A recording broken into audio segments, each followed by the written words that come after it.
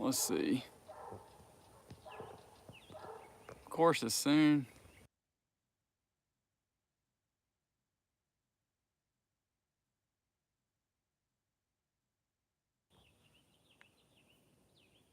All right, guys, let's try this again. I don't know what happened to just cut off on us, and then all of a sudden it was like somebody else was talking. I think YouTube might be having a few issues. So we've been having some adventures on the homestead. I was actually putting a video together of some up potting of some crepe myrtles that we've had, and I was getting that together for tonight's video.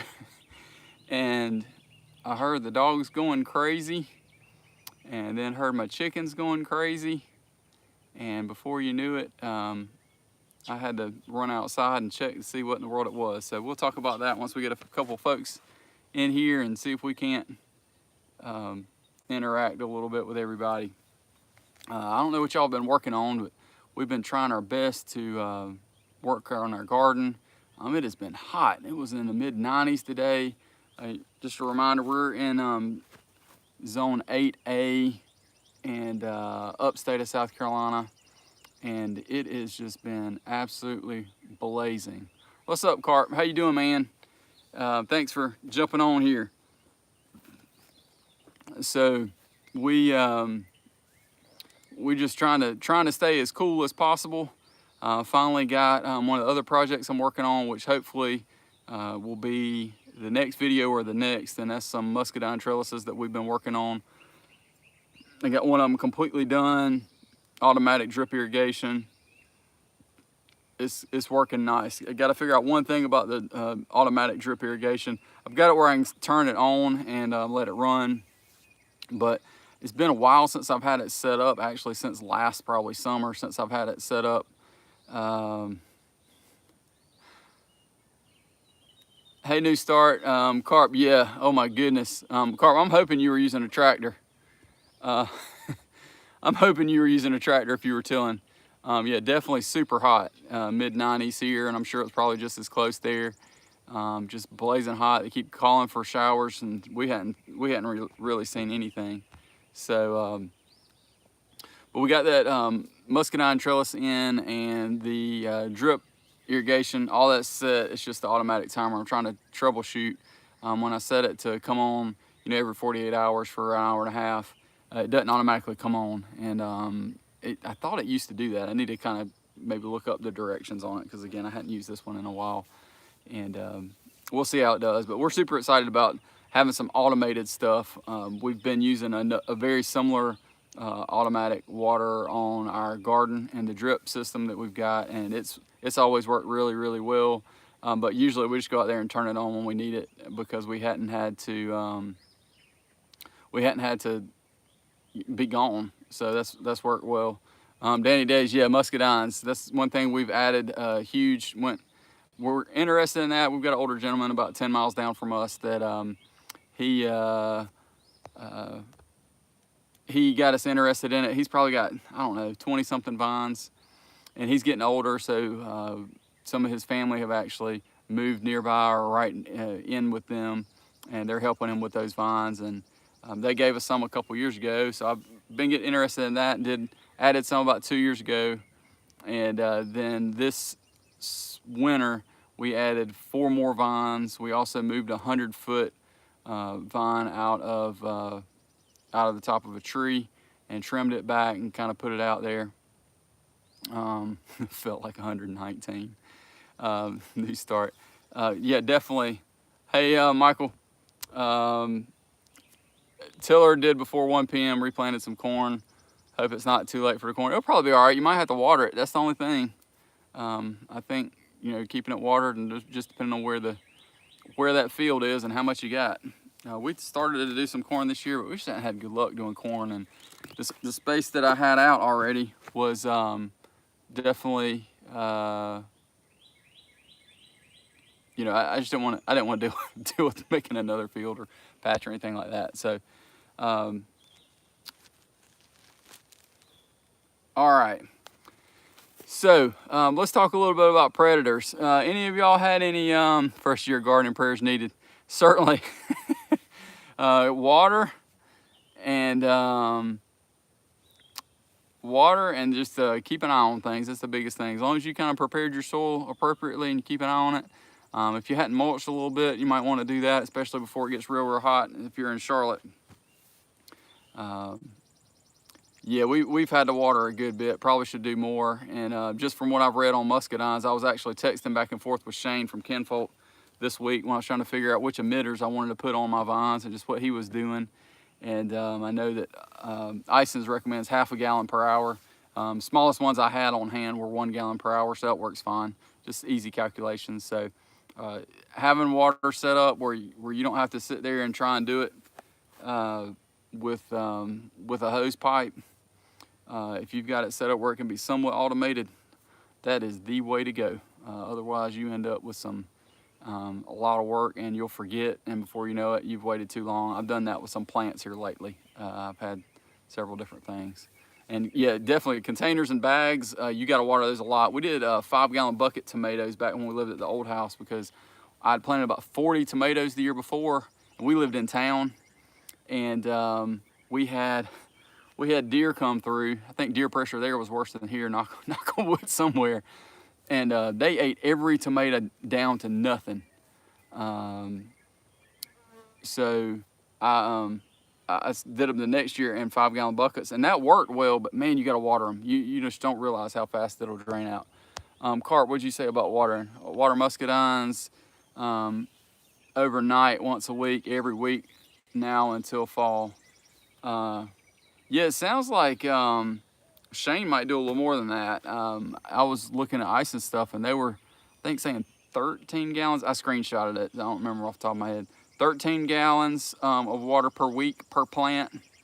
And if I'm doing basically 2 gallons per hour on my system, then I'll probably just do it a couple of nights a week and let them run. It seems like evening's the way to go, or first thing in the morning. So since I just got all that in, I've been trying to run it in the evening and then kick it on right before I go to work a couple days. So appreciate it, Dan. Yeah, y'all hit the thumbs up. All right, so let's talk a little bit about predators. Any of y'all been dealing with any predators on your homesteader farm in the last little bit? I don't know what in the world it is, but I must have jinxed myself when I had to take care of the skunk on Sunday night. And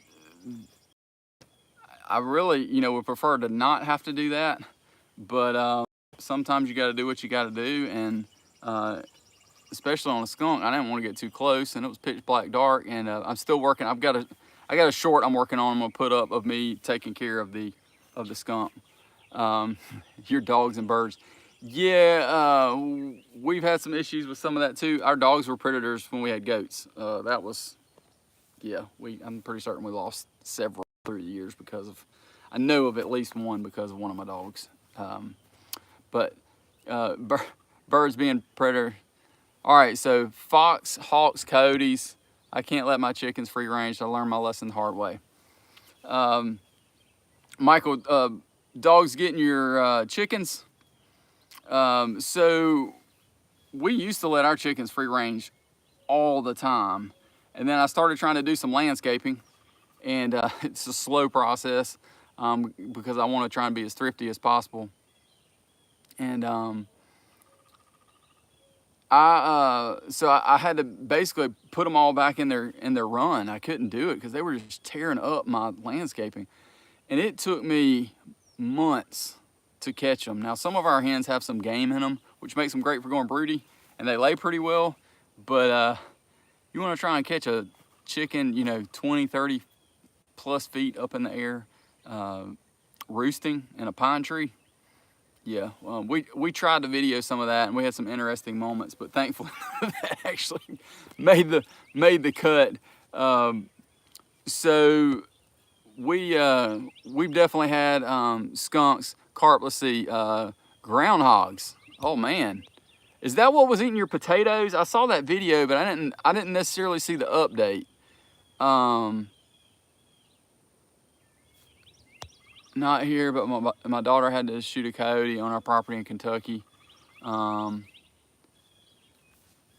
Yeah, I haven't dealt with coyotes. We can hear them, but I have not dealt with coyotes, thank goodness.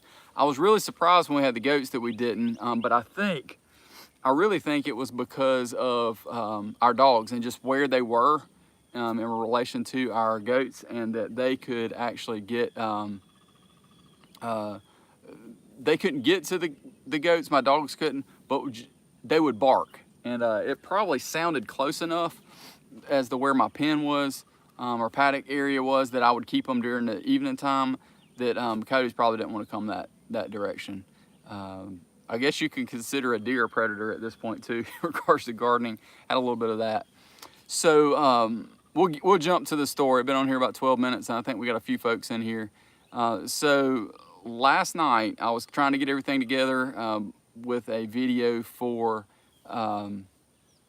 tonight of me basically potting up some crepe myrtles. I'd gotten a deal on crepe myrtle. It was a different variety than I had, and had everything pretty much edited and got it together, and was basically uploading it. And then all of a sudden I hear one of my dogs going nuts, and usually when he's barking there's something out there.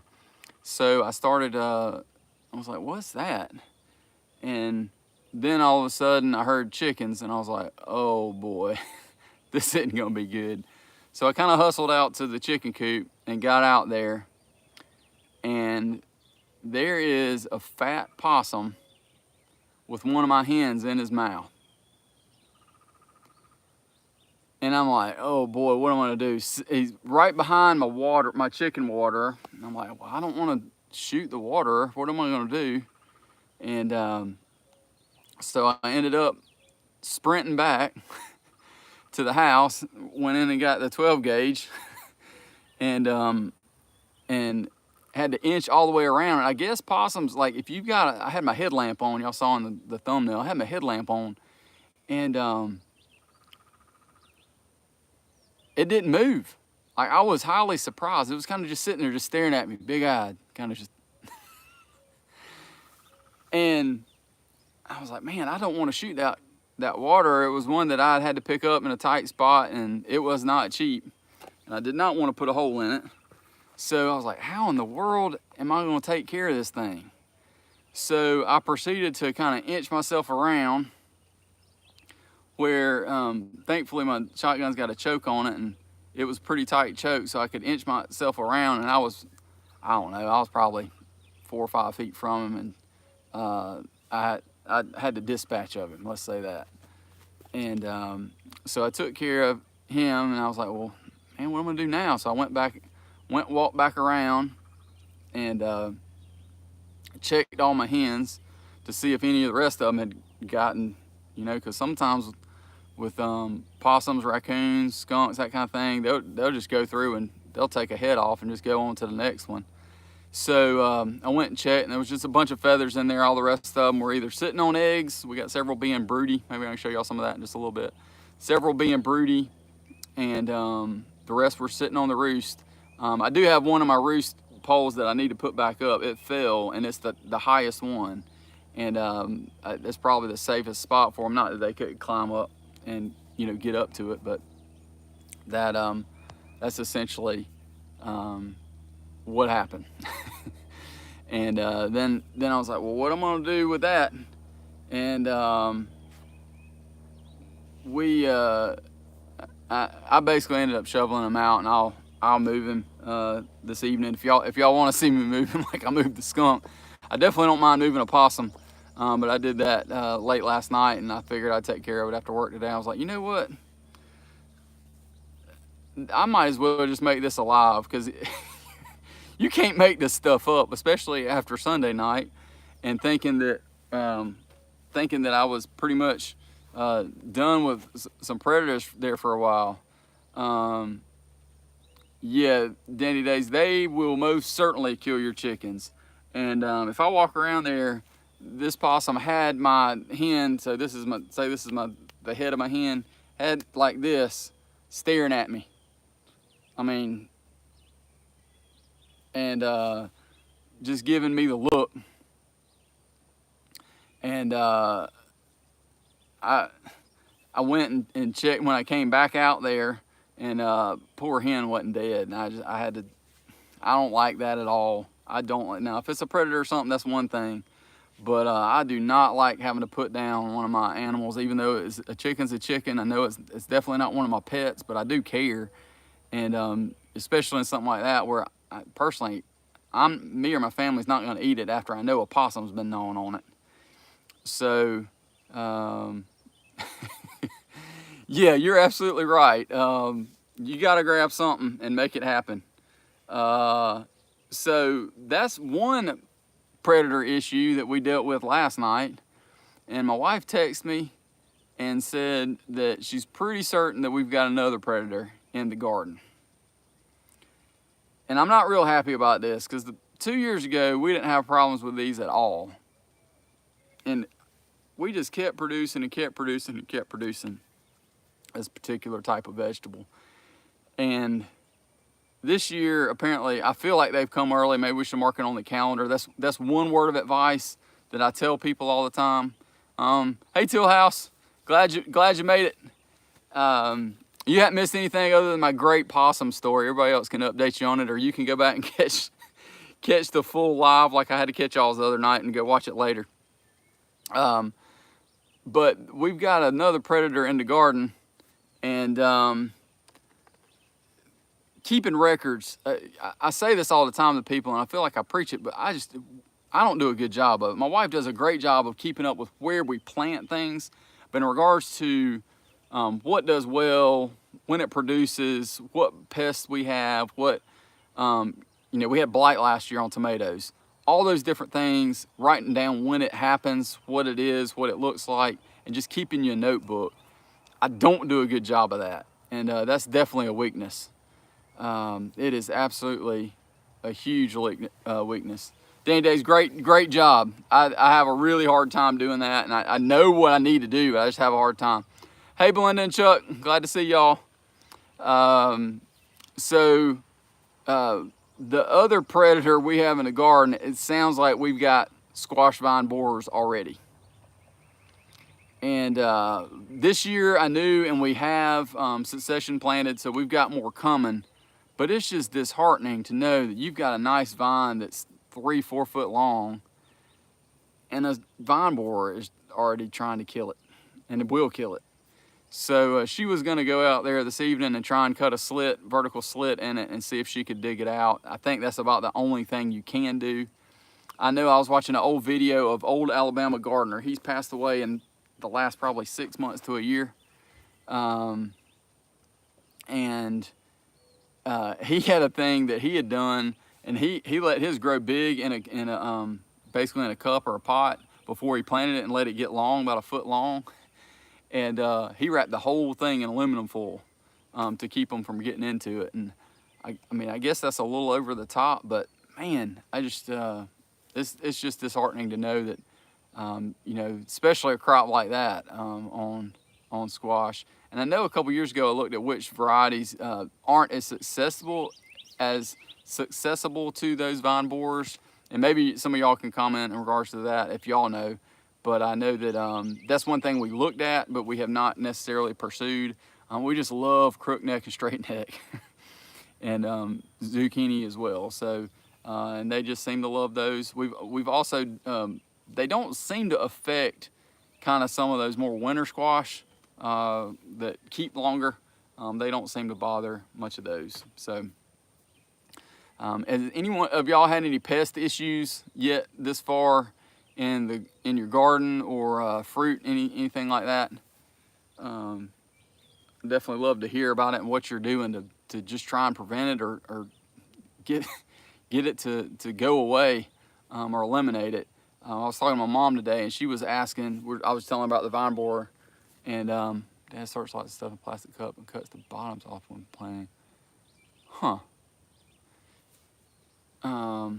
Oh goodness. Danny Days, do you have the gift of the South kind of ants like we have here?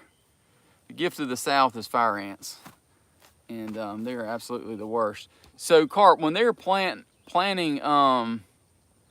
plastic cups, he just plants it directly in the ground.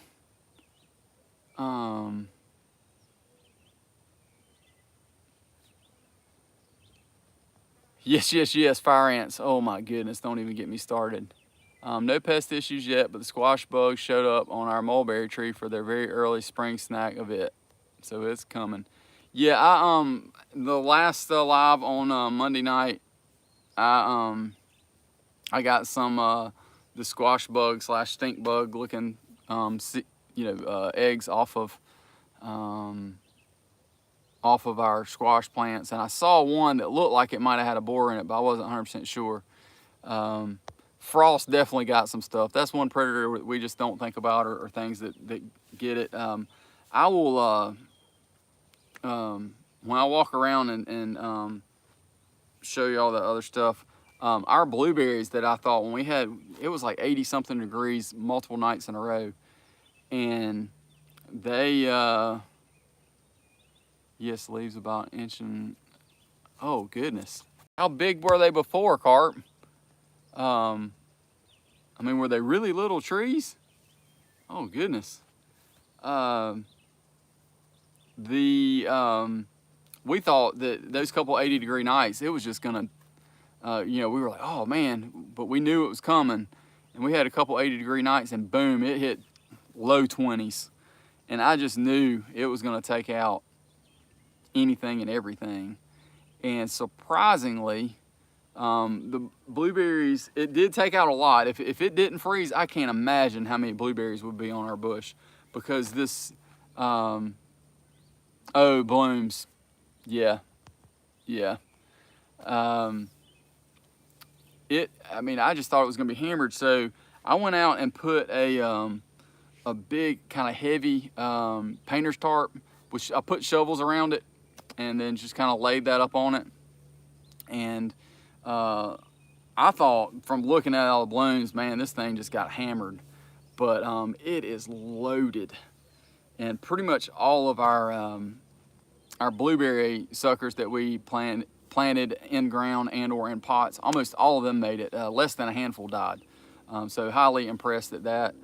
Working on a couple of, hey Jeb, working on a couple of different angles / videos of trying to just do updates of all that fruit stuff that we added late winter. Yeah, squirrels, 22 pellet gun, that's about the best way to take care of them, for sure. Let's see. Little house in the big woods, remind me where you are. You said it's still too cold. I was chatting with someone, I don't think it was you, I thought it was at the beach. Something at the beach that said that they were in 3B in Canada, or was that y'all? I apologize if I'm getting y'all mixed up. But they were wanting to join the tomato challenge, which deadline's June 1st. Teal House, I'm looking for your video. If I missed it today, I'm sorry, I didn't see it yesterday. And they were saying that it gets too cold there, and they have cold nights all the way through mid-June, which is absolutely crazy. So yeah, squirrels, got to get rid of those for sure. They will definitely put a hurting on any fruit that you have. Thankfully for us, most of the big trees, they aren't right around the house. I planted a couple. All right, cool. We'll look forward to that video, Teal House. If y'all haven't watched their channel, definitely go check them out. They're a great family. And they go live most Monday nights. So they're good ones to check. Yeah, a lot of people, they do eat squirrels. Quick story on that before I walk around and show you all the blueberries, and one other thing that has gotten one of our fruit trees I wanted to show y'all.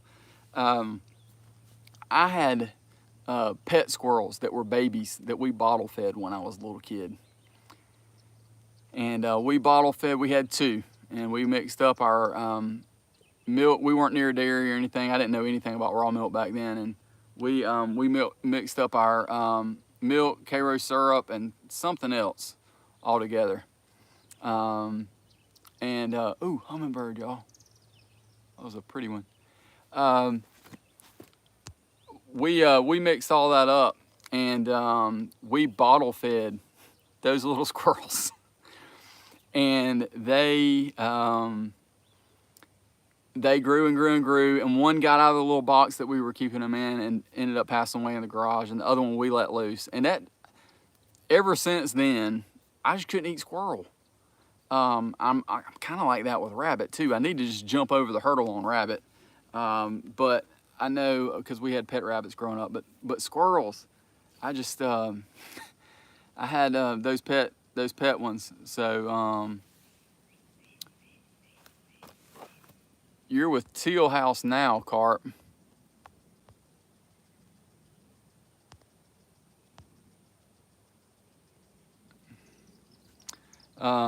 So trying to go back through. I don't know. I think I missed a message or something. That's all right.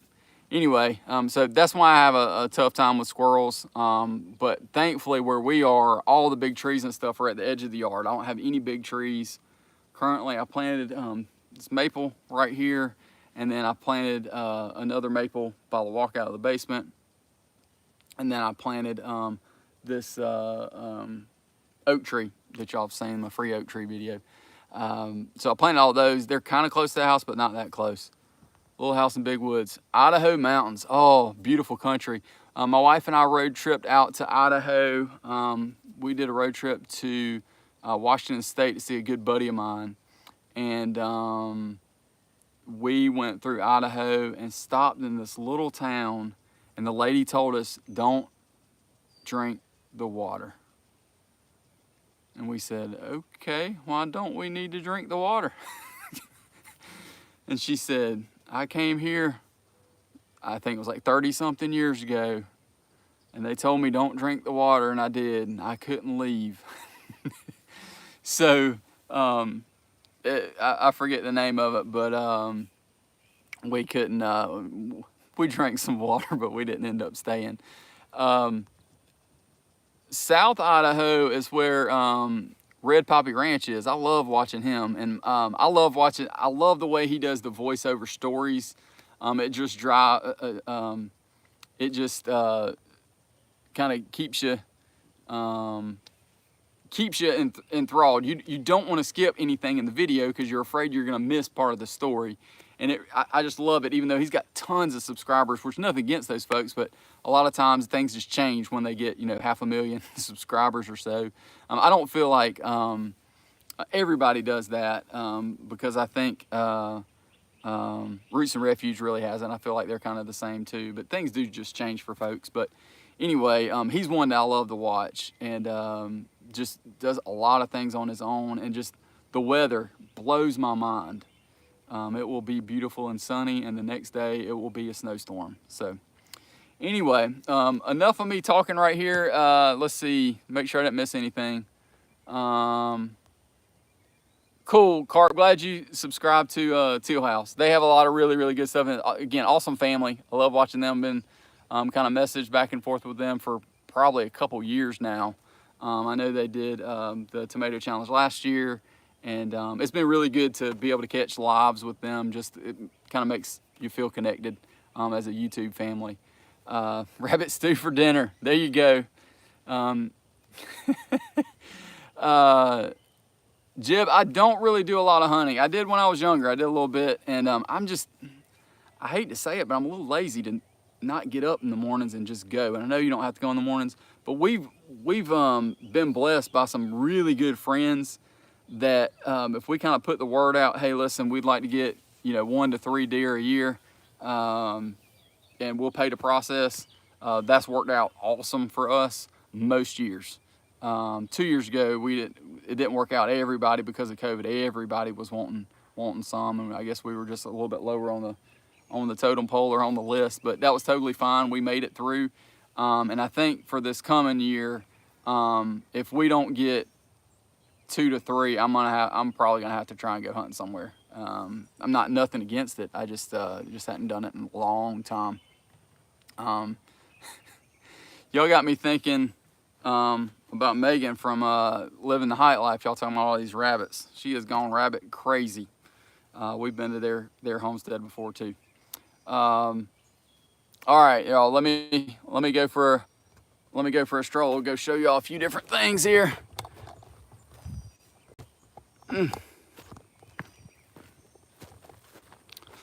So we've got something going on, and I know what it is. I want to see if any of y'all know what it is.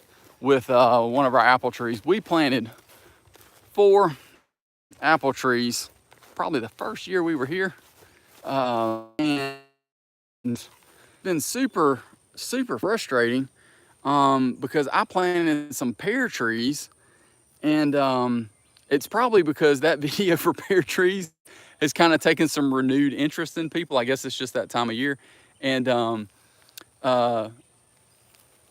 and the pear trees have taken off. They look beautiful. It's absolutely incredible. But the apples, it's just absolutely nothing. And I know why on some of these. And I'm about to show you a really, well, I don't know if it could get much worse than this. This is the worst that this has ever been. I'm gonna flip it around, and then maybe we can talk about some of those other things y'all mentioned. So we'll start right here. Any of y'all know what that is on that apple tree?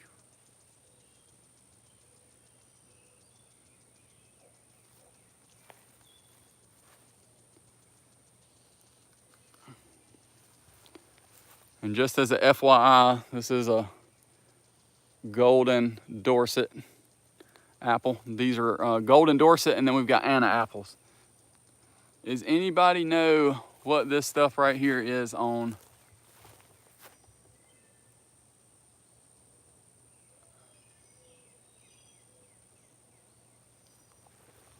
Anybody know what that is? I know what it is. I just want to see if anybody else knows what it is.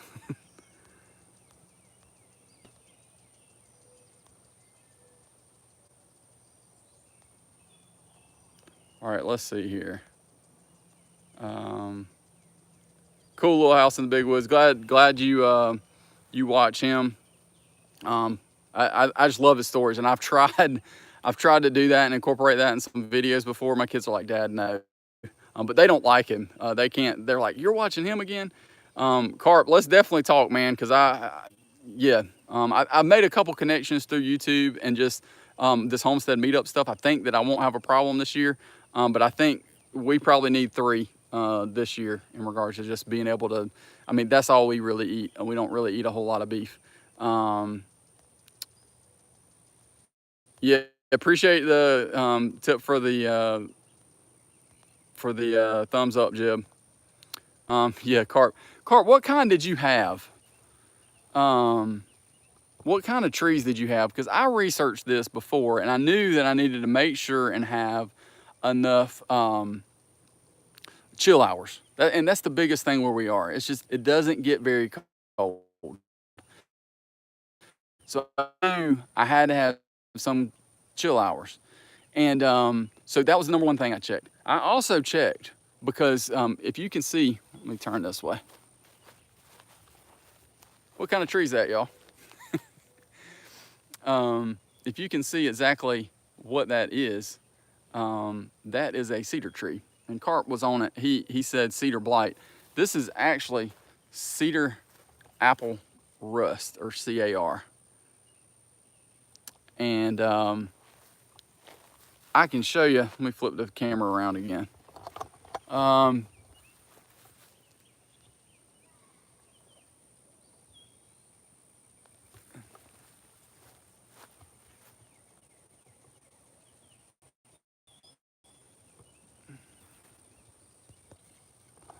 Those things I just showed you, these are kind of galls. Let me see if I can get one to come around.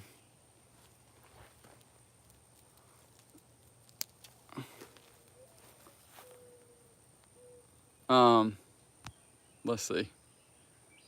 Yeah, you're gonna learn today, all right. These balls, they're kind of creepy.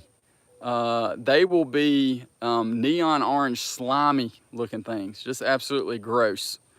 And this is basically the cedar tree gives it to the apple tree, and the apple tree gives it back to the cedar tree, and it goes back and forth.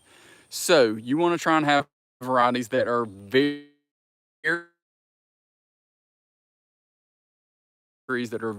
resistant to cedar apple rust. You have any that are completely resistant, but you want to have trees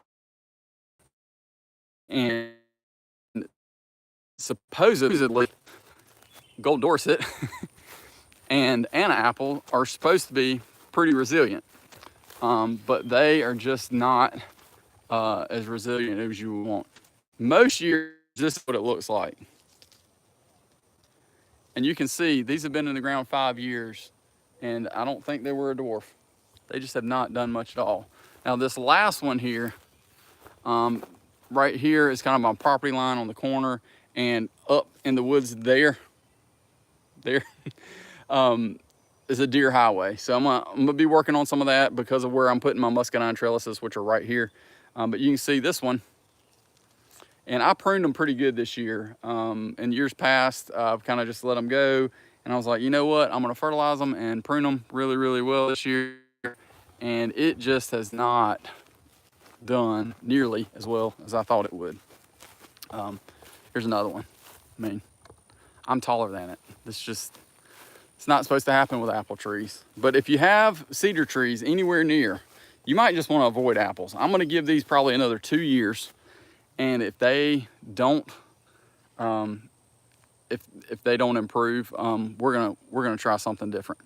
And I know for a fact that pears are doing really well. So let's check out these pears.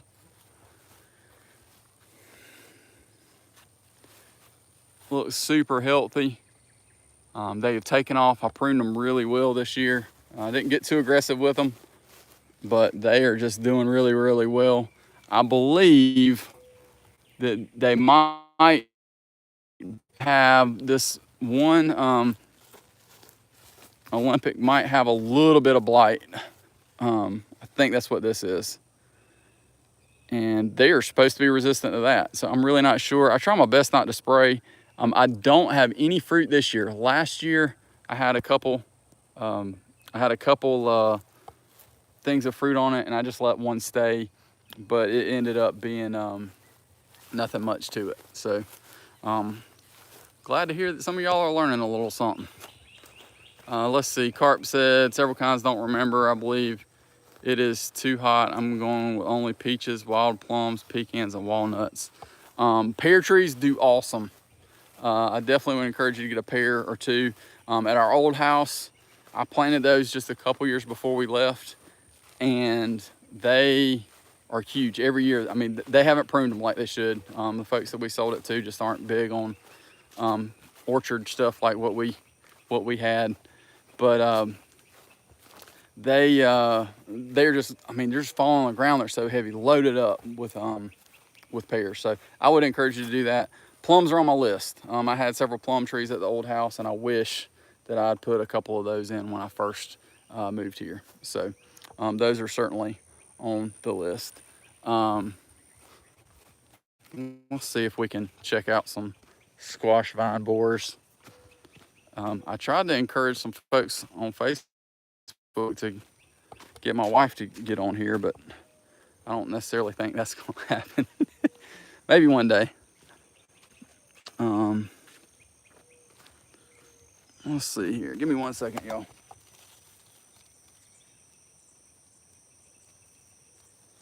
Yep, I think so.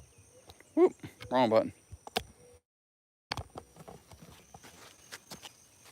All right, y'all see how this vine is already wilting up? It is just not looking good. You see that?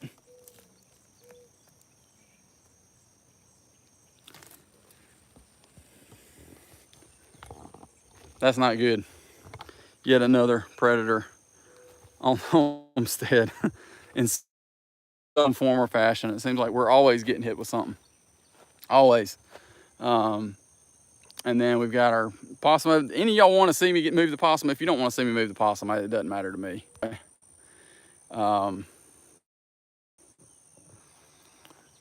Carp, since you're on here, man, I want you to tell me what you're thinking. What you think about my all right, Danny. Thanks for jumping on. I appreciate it. What you thinking about my muscadines?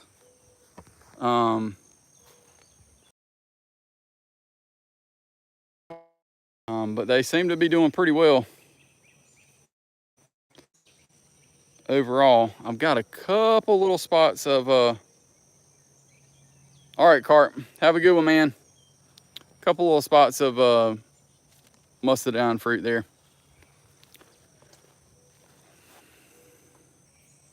Oop. All right, guys, so I'm gonna try and see if I can get this possum moved. I know that's what Chuck was waiting on the whole time. He didn't want to see this bearded guy. He just wanted to see a possum. Appreciate it, Carp. I got some that are shot up probably 3 or 4 foot that were just bare root. Woo, goodness. I think the flies are worse on this possum than we might not show all that.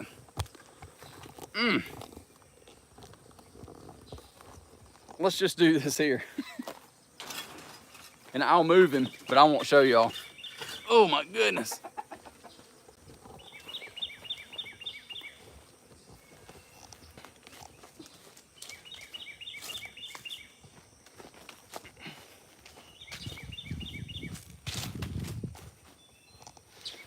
Y'all, this thing's gonna make me grunt. This smells about as bad as the skunk. Woo. Goodness.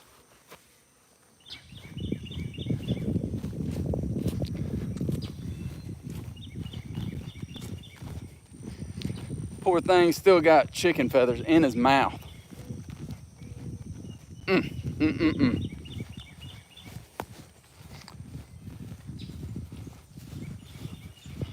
All right, so what's everybody else dealing with? Anything else out there going on?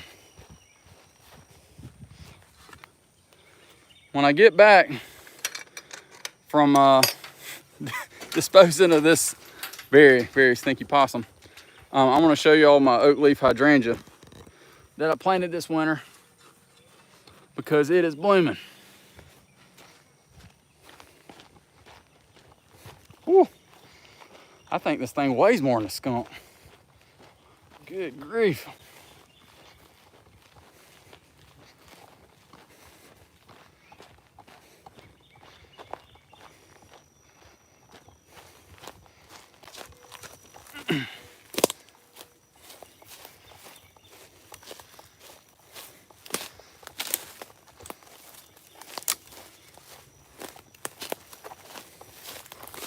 Hang on one second, Jib.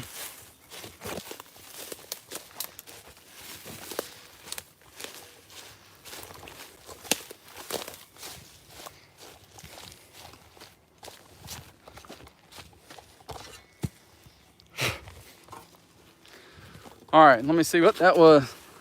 And I will tell y'all that there is no skunk back here. It is gone. Okay, Jeb, the tickets on Croft, we actually were not charging for that. But we had to keep a limited number because the space that we rented there only holds so many. And if we went over, I didn't want to risk getting in trouble and us not being able to host something. So that's why that ended up like that. I will say that we are talking about a second date in looking like in August at this point. We're looking at a second date in August and have not set an exact location, but thinking kind of the north central area of South Carolina. So that's kind of what we're looking at. And I would love for y'all, if you were going to a meetup and there was an opportunity to learn, yeah, a little ripe, you're right. And there was an opportunity to learn from other homesteaders, farmers, gardeners, insert whatever you want to see or hear or know there. What exactly would you like to learn? And I know it's different for everybody, but I'm just really curious about that because we're trying to see if we can't incorporate some presenters. And I've got some that I know, yeah, you know this stuff, this will be great. And we should be posting up some of that pretty soon in regards to those meetups. But in regards to the future and trying to plan, I've got a good friend that they do aquaponics kind of stuff. And there's also another dynamic to that. I don't want to give out too much information in regards to what they do, because I'm really hoping they can participate in the second one. Because I think it would be a really cool dynamic for everybody to be able to just see them, help them, and participate and that kind of thing. But they do aquaponics, which I think is absolutely just really cool. And with aquaponics, that's one thing. And I know that off-grid is kind of the rage. Everybody wants to hear about off-grid. I'm trying my best to not commit myself to doing a bunch of the presenting, because number one, I don't want this to be about me at all. I want this to be about everybody networking together, and us also being able to share this information through YouTube and other avenues. So that's one reason. Number two, if I'm trying to help organize and manage and run everything, make sure everybody's there, putting fires out, etc. I just don't want to be overwhelmed at least these first couple times. So that's kind of my key in regards to that. But I would love to hear exactly what you guys would like to know or hear about that might interest you. And you know, we can always check and see if that's a potential possibility. Two different things before I go walk back closer to the house and try and get back on some Wi-Fi. First thing, I want to show you all this, and I'm just proud of it because I think it's there's a old house in the town just down from us, and they have these all in the yard, and I just think they're absolutely beautiful. And this one here, I'm gonna go ahead and peek at the variety because y'all know me, I won't remember. This is an oak leaf hydrangea, and this variety specifically is called a Gatsby. You back? It must have been tap on to Wi-Fi while I was this close to the house. So if you look, the leaves actually look like oak leaves, and it's got a different style of flower. It's almost like a cone. It'll focus on that. And y'all know me, that's one thing I really do like is just landscaping plants, just interesting things from creation that I think are really cool. All right, and then the next thing I'm gonna let y'all see are the blueberries, because I'm sure Carp can probably relate, and a couple other people can probably relate. That frost we had was bad, and I was worried that we wouldn't have anything. And there's still a few dead flowers on this plant or bush, but compared to how many actual berries we have, it's absolutely crazy. So check this out. Y'all look how many berries are on this thing.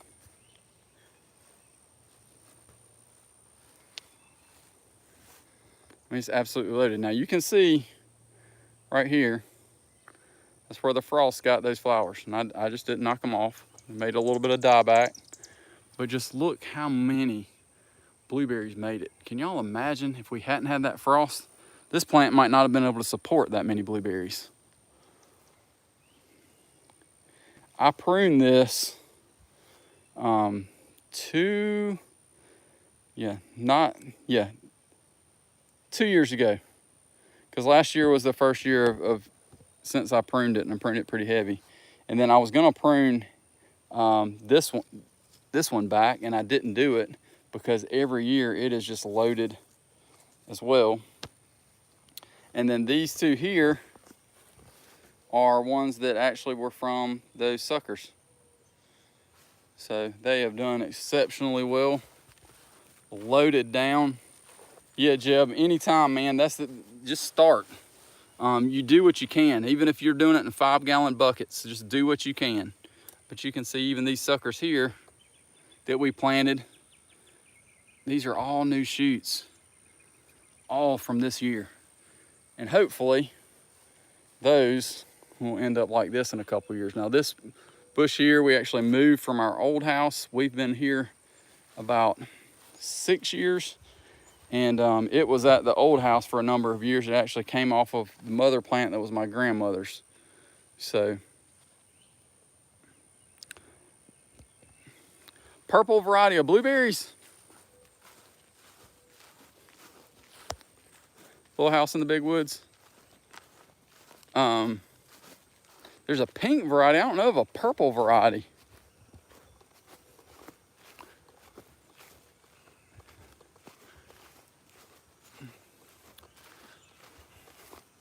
We'll walk back down over this way. Let's see if we can get a little bit closer to the house. I showed y'all those other flowers on Monday.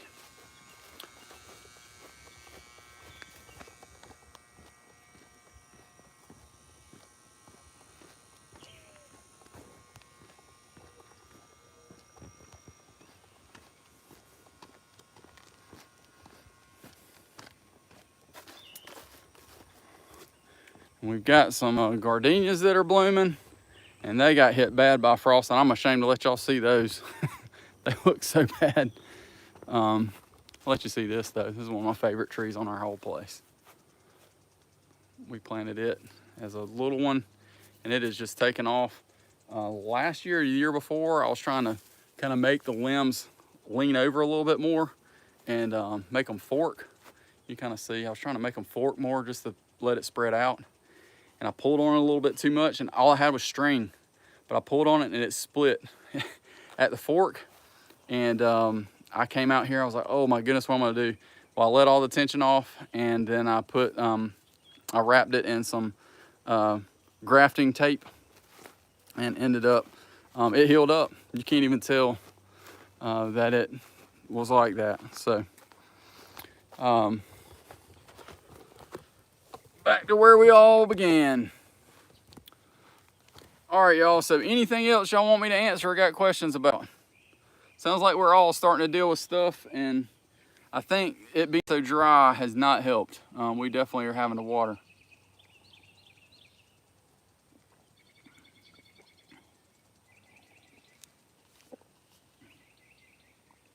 Little house in the big woods, if you don't have blueberries already planted, the biggest word of advice I can tell you is just make sure your pH is right. Because if it's not, they won't make it. And the easiest way to do that, well, the way you're supposed to do it is actually doing a soil pH test. And then the easiest way to do it is get pine bark soil conditioner. If you know your soil is kind of just a neutral pH, get pine bark soil conditioner, and then get some and or peat moss, and mix that in with your soil, and they'll be fine. I've never had a problem as long as I've done that. I have planted some before and didn't test anything and just stuck them in the ground. I was like, oh, well, the dirt that they were planting will be enough. No, that's not what to do. All right, so hydrangea, yep, purple ones, that's what you said. And that's based off of pH as well. I always have to look it up. I have some of those planted. The ones I planted are traditionally pink white color. I planted two different kind of Japanese style down near the other house. Little house in big woods. I don't know if your comments are coming in different times or they're just jumping through or what. I'm not sure. The last three I got were hydrangea, Japanese maple, question mark. And before that it was I have 2 blueberries to plant. Let's see. Jeb says I'm going to build a trailer and use the blue plastic swimming pools. Yeah, that's totally fine. The only thing I tell people, anybody who's using a container type garden, which that would be considered that, you know, just keep an eye on your water. If you don't put holes in the 5-gallon bucket or in the pool, then if you get a lot of rain or you water it too much, you're going to drown out all those plants. So you probably want to put some holes in there. And then on the 5-gallon bucket, same thing. I tend to recommend on the 5-gallon bucket, don't put that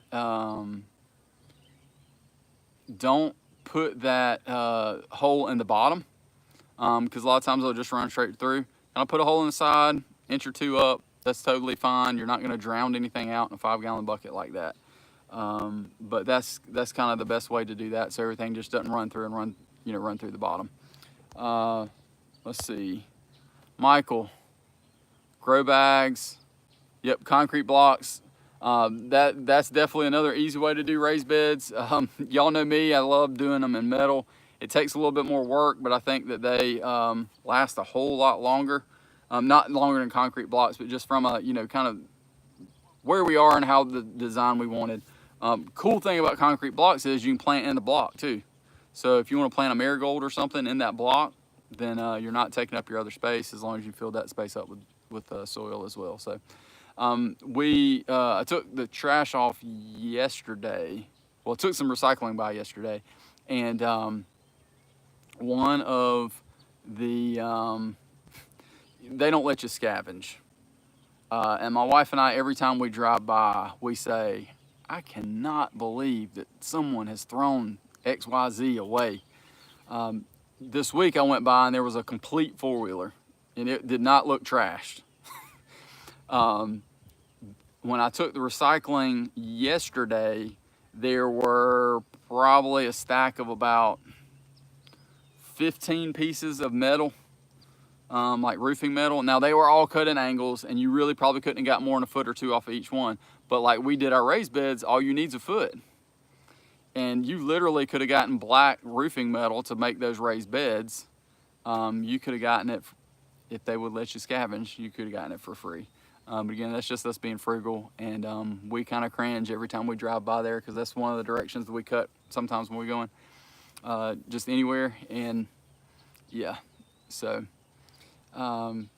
any other questions, guys? Been here about an hour, probably gonna wrap it up pretty soon. I really appreciate y'all sticking around. I thought I felt a few raindrops, but there are not a cloud in the sky.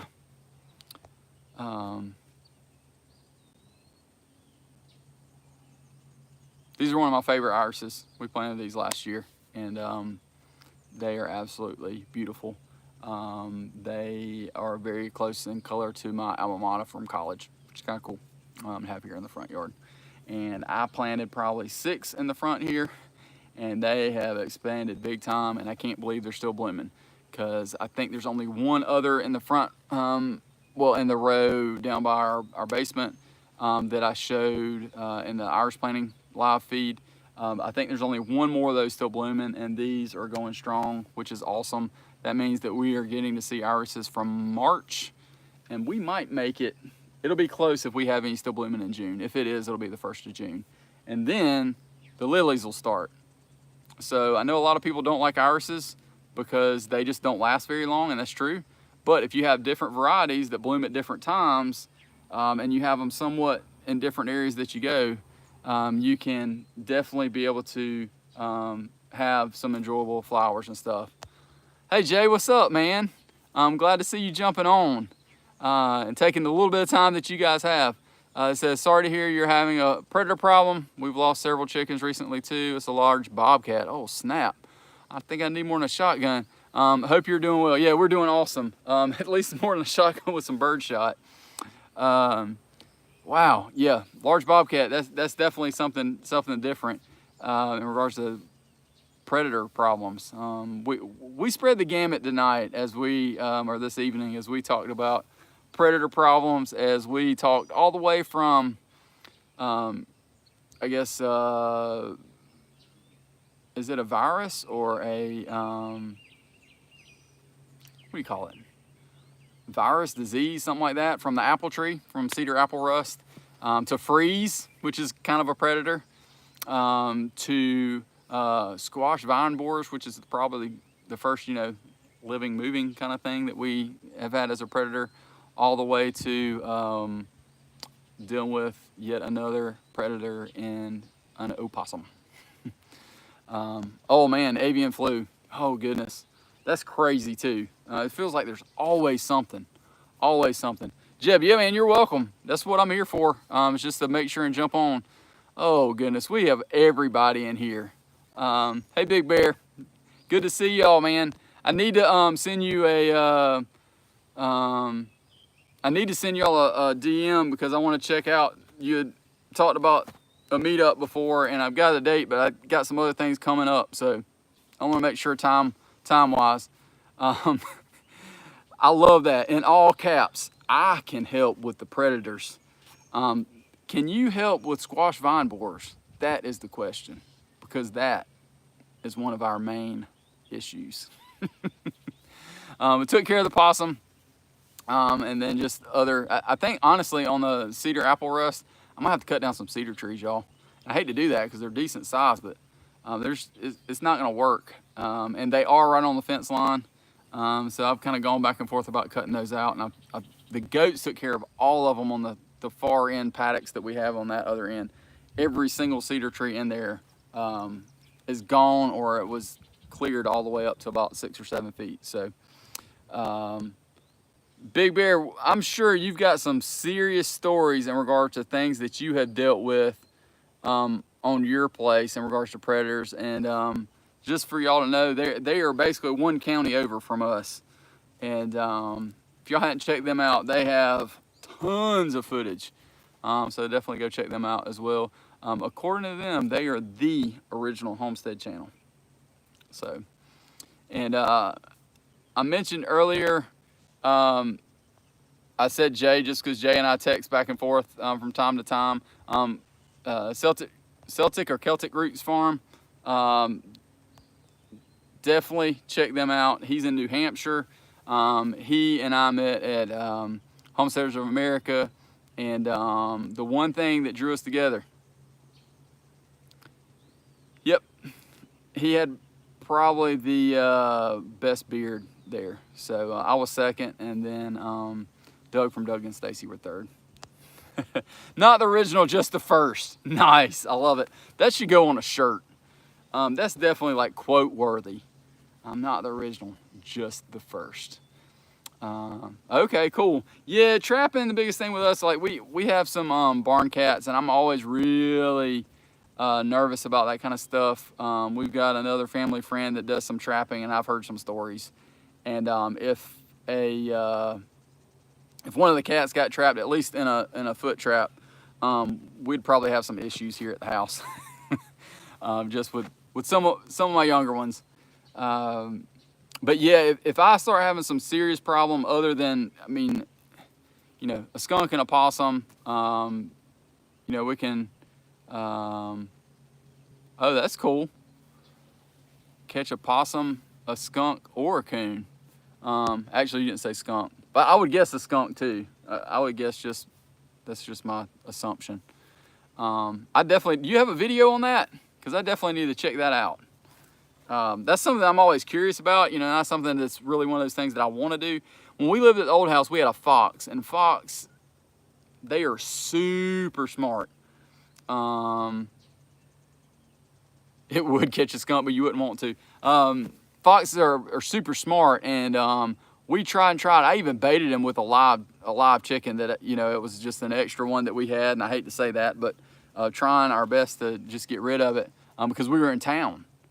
And we had a hard time getting rid of it, but we finally did. It just didn't come back anymore after a number of years. All right, Big Bear's got a playlist on homestead predator control. I'm gonna have to check that out. Yep, definitely hard to get a fox in a cage. Let's see.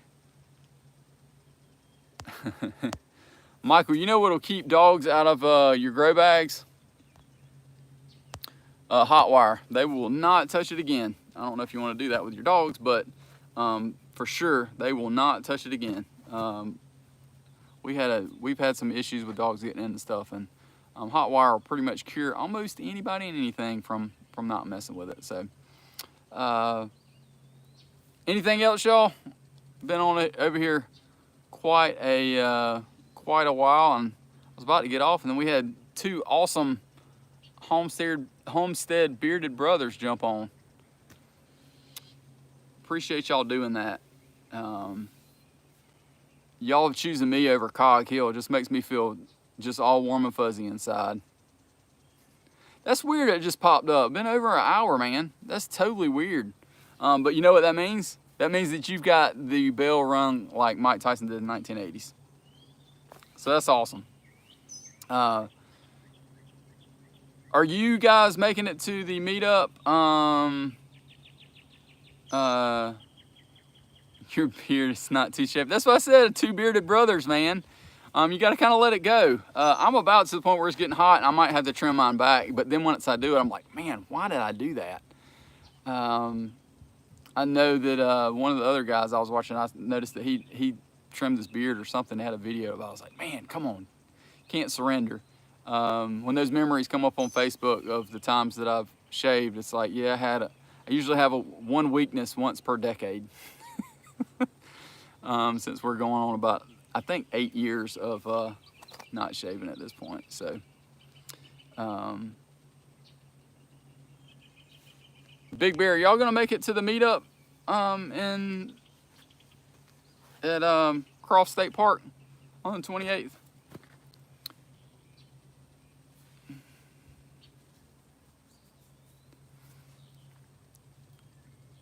And that breeze feels absolutely great.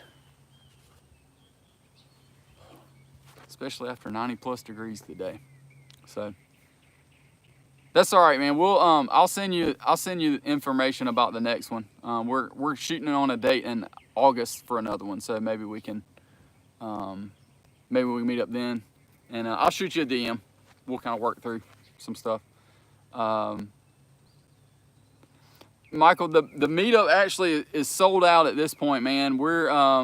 It's the first time we've done one. If you want to check it out to basically be in the loop, I try and share this stuff on my social media through Dean Family Acres.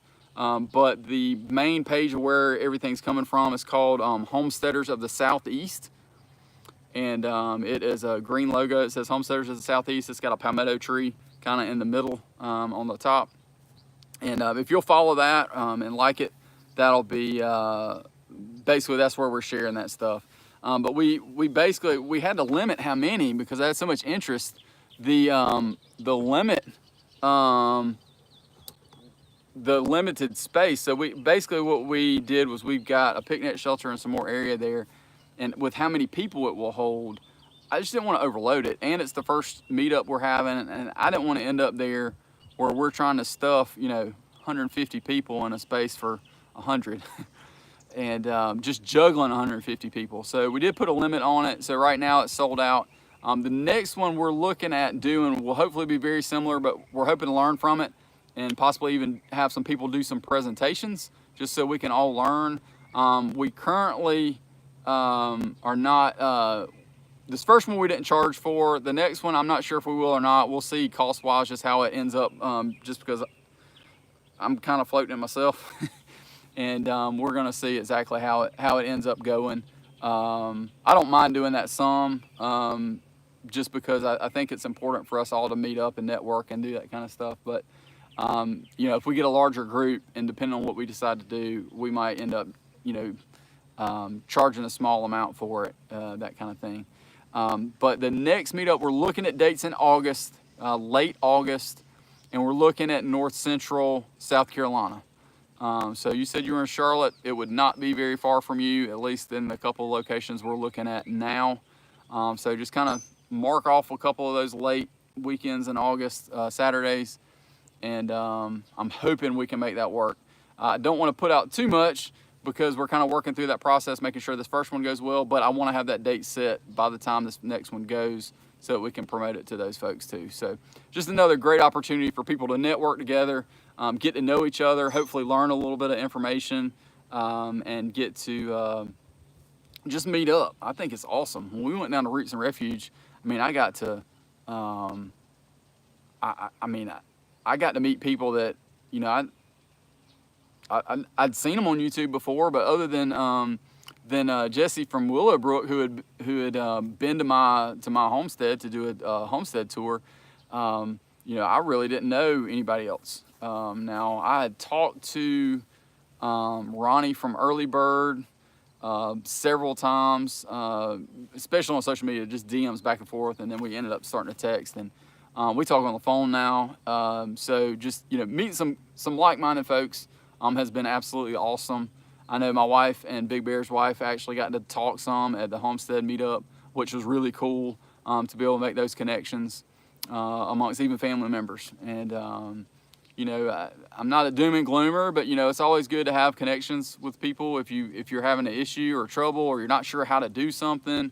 I know a lot of times I think our society has definitely kind of dumbed itself down because they have dumbed itself down because they have not everybody Googles everything. And there's nothing wrong with that, but man, like trying to remember anything now, you just don't have to. And I think it's good to have other people there as well, just in case you need help. You know, they were talking about trapping, you know, hey, I can help with that. I'm only a county over. You know, if you get in a pickle. Carp was talking about, you know, hey, I can help you get a deer this coming year. That'd be awesome because, you know, I mean, it's all about helping other people. And I tell you what, in about 2 more years, I'm gonna have more muscadines than I know what in the world to do with, for sure. And I'm pretty certain that that will be a good bartering tool. And saying, hey, you know what? I appreciate you helping me with that. Here's a gallon of muscadines, or here's 2 gallons of muscadines, or whatever, or jelly, or juice, or whatever. I think that those are all things that are really, really, really key and cool in regards to that kind of stuff. I'm glad Robin's still talking about that, man. I think that's awesome, being able to make those connections, especially with family. You know, I think a lot of times maybe us guys kind of end up interacting and hanging out and maybe shooting the bull, more bull than shooting. And we don't always necessarily make those connections. Muscadines are doing great. Carp was on here earlier and I was showing him my Cowart is looking pretty good. My Carlos is looking decent. My 2 wild vines are gangbusters if they produce. This is the year on one of them. If they don't produce this year, I think it's coming out, or I'm gonna print it way back. And because it's a male. The last 2 years that it's come out, it's ended up being nothing but male, no fruit at all. So if it does that this year, I think I'm pulling it out, and I'll plant another variety there. It's really not in a great spot because it's kind of close to my barn that I built, the under 1K barn, and further up the fence line would be much better. Neither of those spots are perfect because of the neither of them are perfect just because of the sun. But I also planted 4 varieties on our dog fence this winter that were bare root. 2 of those have grown out of the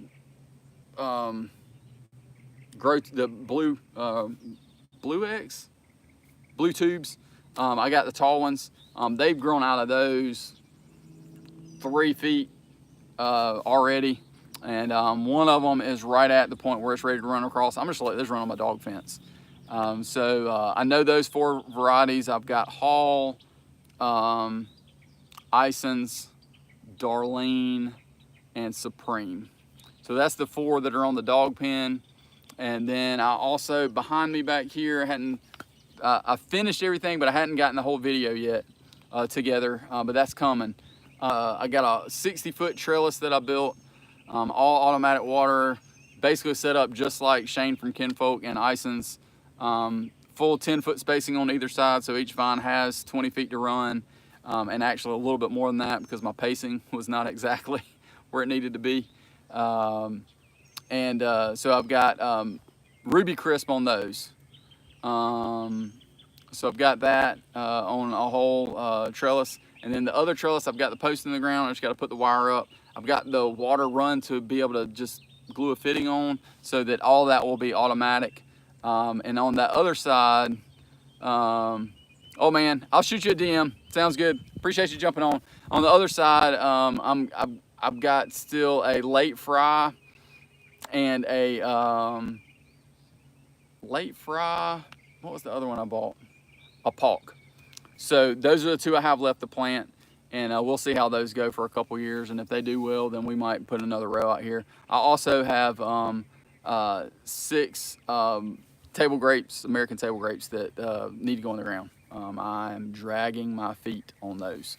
But what I'm going to do on those is I think I'm going to do a cattle panel, just hoop and plant on either side, and we're going to let them grow up on it, and that will be it. So hopefully that won't be too difficult. Yeah, Jeb, he'll hook you up, man. That's a good guy. You definitely should reach out to him. And in regards to cuttings and stuff, I might, if you know what varieties you have, I might reach out to you, because I'd love to just go ahead and do an air layer, and then by November they will be ready to go. So maybe I can do that. Swing over there and we can set up one in a pot or something, and I can air layer it, and then by November it'll be ready to go. Cut it off this winter and be able to plant it. That definitely cuts down on your timing in regards to doing that. 2 of the Ruby Crisp that I have an excellent one to be a runner, but I'm like, man, I want that thing to get up and down the vine. So I left 2 of the runners coming off of it at the bottom, and I have debated because Ruby Crisp were hard to find. I mean, they were really, really hard to find. So I got the last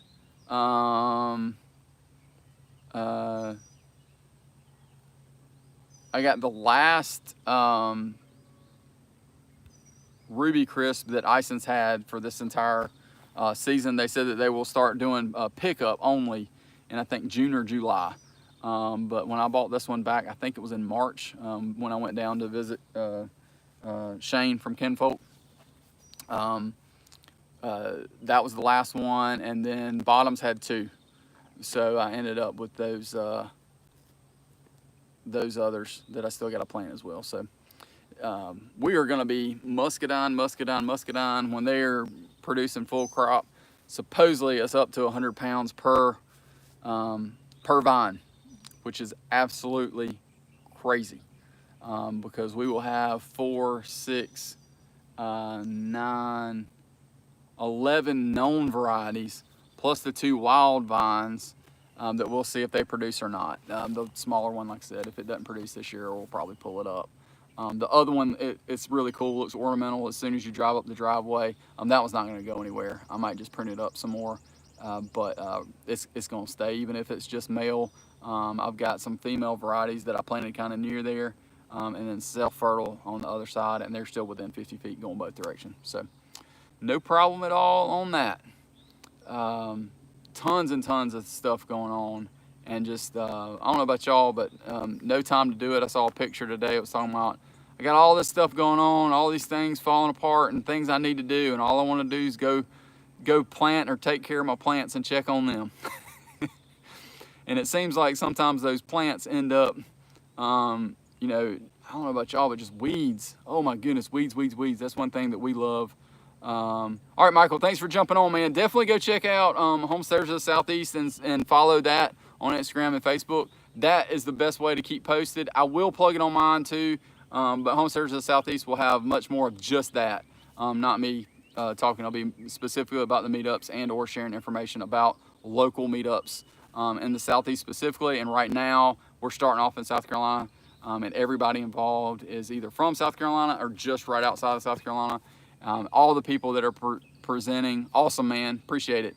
All the people that are presenting and or helping lead this stuff are from South Carolina and are very involved in the Carolina homesteading community. I will say that. And I think that's huge. That was a big thing in regards to me coming and thinking through that idea and trying to get other people involved. Is I want to make sure that, you know, we're a community and we're building each other up and building each other together. And as someone, any of us are ones that are involved and you know, might be a professional on YouTube in real life, really not. But I think that it's important for us all to partner together and to make sure that we are just helping each other and making those networks and those connections and learning from each other. And we're all local, which is cool. And the goal of a lot of that stuff is basically going to be to specifically partner and grow local communities through that. So one cool thing in South Carolina, I know that the Clemson Extension is doing a big push for homestead type stuff. There's a couple different opportunities that they're having throughout the state. I was encouraged to kind of check out some of those. The dates just wouldn't work for me of the ones that were somewhat close enough for me, especially with gas and diesel prices the way they are. So that's something else to check out. And/or I know there are a couple other different meetups and/or organizations kind of getting together, and that's key. Just plug at it. Good luck getting everything started up in your place. And remember, take it one step at a time, because if you don't, then you're going to get overwhelmed. And if you do get overwhelmed, make sure that you're willing to raise the white flag on some stuff. Don't think, I got to keep doing this, I got to keep doing this, got to keep doing this. We raised the white flag on goats after over 5 years. It's just what we had to do. It wasn't working anymore. And you know what? In another 5 years, we might get goats again, because everything back there will have grown back up. But just continue to work forward and toward your goal. And that's certainly key. I appreciate each and every one of y'all coming on here. Good grief. I said I was going to get off in an hour, y'all, and we've been on here for 83 minutes, which is absolutely crazy. Don't forget to like, share, and subscribe. You can always share these videos on, yeah, Michael, you can always share these videos on social media, and then that way other people get to see them, and we all, again, all network together. I'm looking forward to each and every one of you joining in on any other conversations. And I appreciate the comment earlier about you always are trying to respond to everyone. That's what we're trying to do. We even do that on our own videos throughout just regular comments. We try and respond to almost all of those. Unless they're spam, then we flag them and they get gone. Y'all have a good one. Don't forget, pound that thumbs up button and ring that bell like Mike Tyson did in the 1980s. Really, really appreciate each and every one of y'all watching. Hopefully y'all have a blessed night, and you can join us again on Sunday, as we'll be posting a new video then. Y'all have a blessed one.